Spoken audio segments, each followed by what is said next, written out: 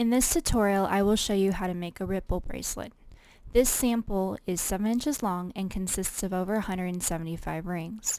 If you haven't worked with chainmaille before, I encourage you to start with a simpler project like the chain link choker or the kingsmaille choker. You're going to need a set of pliers, some open rings, some closed rings, and a clasp. To begin, take one open ring and add 6 closed rings. This is also known as European 6-to-1, so you'll always have 6 rings in every one ring. Then go ahead and close the open ring. At this point, you're going to lay the rings out so there are 3 on top and 3 on the bottom. And you're going to want to make sure that they're orientated properly. If you've worked with the chain link choker or the kingsmaille choker, this pattern should be very familiar to you. Once you have that situated, go ahead and take an open ring and you're going to slip it through the 2 bottom rings and then flip it up and over and then through 2 of the open or closed rings on top.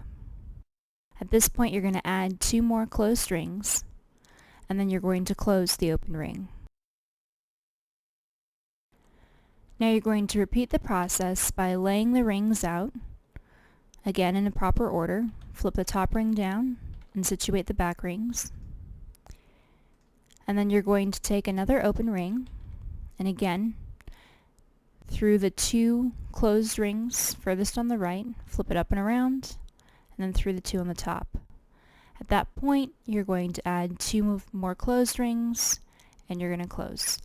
And here I'm going to show you just in fast motion a few more examples so that you can get the hang of it. Again, an open ring through 2 closed on the bottom, 2 closed on the top, 2 new closed rings, and then close the open ring. Flip the top around, and then you can again take an open ring through the 2 bottom, flip it over, through 2 at the top, add 2 closed rings, and close. Now when it comes to the clasp, you're actually going to need to prepare the bracelet first. So go ahead and take an open ring and slip it through the 2 bottom closed rings and 2 of the top closed rings.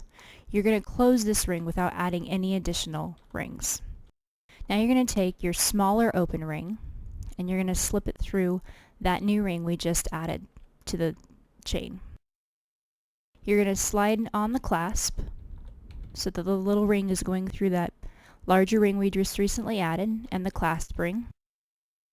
And then you're going to go ahead and take your second small open ring and slide it back through the same large ring on the weave and then the second loop on the clasp. But this is a slide lock clasp with 2 loops on the end. And that's how your clasp works. Just do this on the other side and then you're done.